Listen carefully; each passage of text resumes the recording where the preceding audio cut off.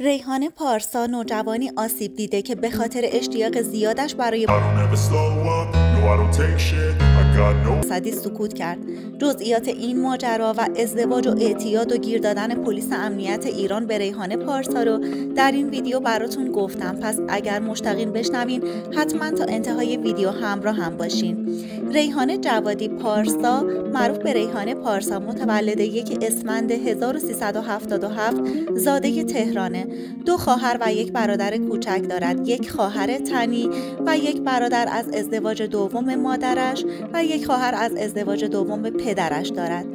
پدر و مادرش خیلی سال پیش جدا شدن و ریحانه نزد پدرش زندگی میکرد. از اواخر 19 سالگی خانه مستقل خودش را گرفت و تنهایی زندگی کرد. پدر ریحانه به شدت با بازیگریش مخالف بود و خیلی مقاومت کرد تا علیرغم میلش با این قضیه کنار اومد. ریحانه از 15 سالگی به کلاس‌های بازیگری رفت و بعد در دبیرستان سوره تئاتر را ادامه داد. در کنارش مدرسه هم میرفت. همیشه در شخصیتش یک ریحانه یاغی و جنگنده دارد. پدرش اون رو گذاشت کلاس بازیگری با این نیت که خودش خسته بشه و دست بکشه، اما اونقدر براش جذاب بود که دیگه درس براش معنی نداشت و همه زندگی شده بود تئاتر و بازیگری. آموزشگاه را در کلاس‌های داریوش ارجمند شرکت کرد چون تنها جایی بود که میتونست در سن 15 سالگی حضور پیدا کنه. بقیه کلاس‌ها تقریباً از 21 سالگی به بعد بود. یک بار نورا هاشمی و سیاوش اسدی اومده بودن آموزشگاه که 1 نفر رو برای فیلمشون انتخاب کنن. ریحانه رو دیدن و به چشمشون اومد، گفتن با پدرت بیا دفتر. آنها رفتن و نقش رو براشون توضیح دادن و قرارداد بستن. اون موقع احساس میکرد خیلی زود داره به تصوراتش میرسه و بادی به قبقب انداخته بود. از اون موقع مدام میرفت تمرین برای نقش مورد نظر و کم کم سیاوش اسدی شروع کرد بهش دایرکت دادن و رسید به چت خصوصی تلگرام. یک بار وقتی موقع تمرین تو جمع اومد مطلبی در مورد چتشون بگه، بهش اشاره کرد که نگو و تازه شستش خبردار شد که این وسط یه چیز مخفیانه است. اولین بار یک بار ساعت 4 صبح ازش خواست که بره دفترش. ریحانه هم انقدر شوق رسیدن به خواسته هاش رو داشت که قبول کرد و هر طور شده خودش رو به دفترش رسوند. وقتی سیاوش اسدی اومد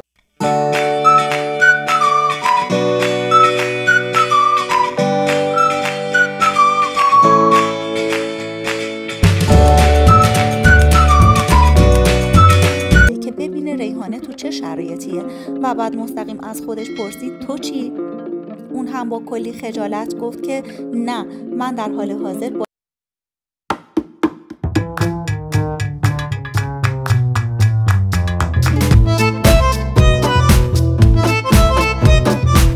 درش کم بیاره و بگه نتونستم. سکوت کرده بود تا اینکه پروژه خوابید. انگار بودجه کم آورده بودن.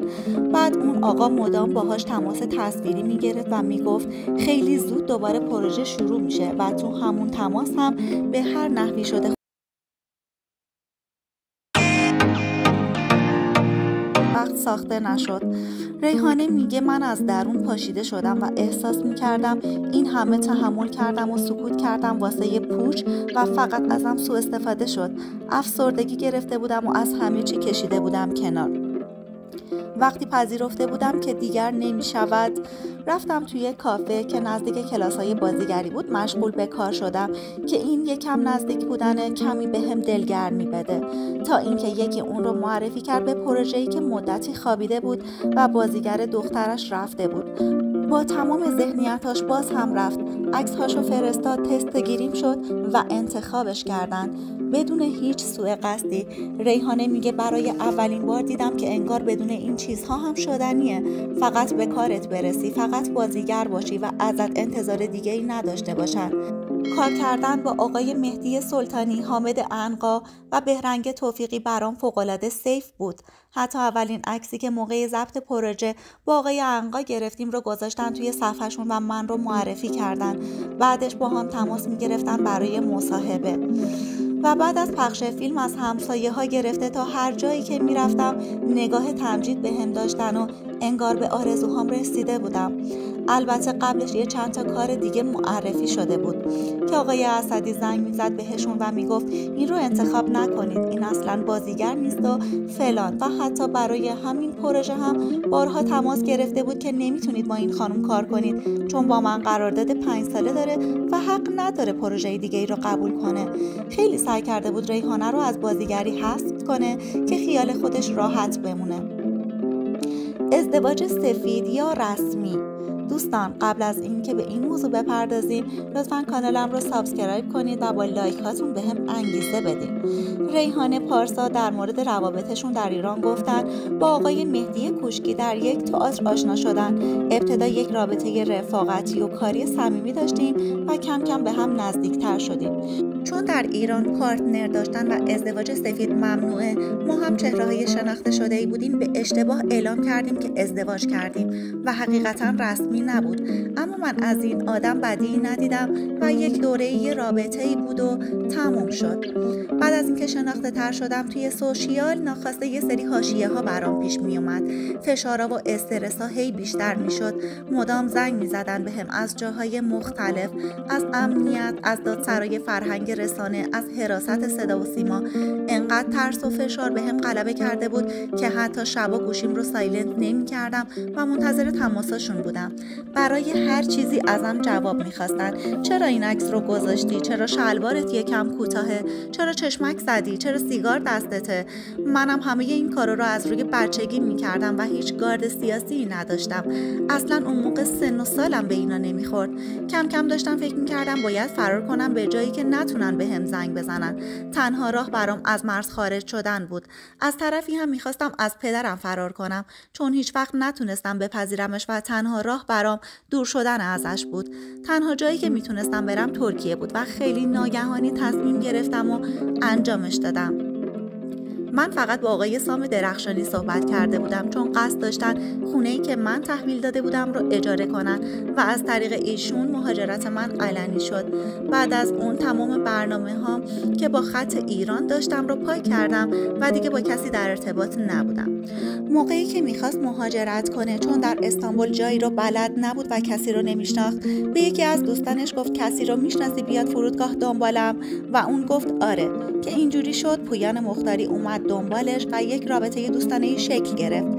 ریحانه پارسا داشتن رابطه احساسی و خصوصی و حتی هر نوع مراوده کاری رو با پویان مختاری رد کرد و گفت پویان خیلی اصرار داشت که من وارد این قصه بشم و سعی داشت که وسوسه‌ام کنه، اما واقعا مدل من این نبود. بعد از یک مدت کوتاه ازشون فاصله گرفت. ایشون گفتن این تایم و حتی قبلش در ایران مصرف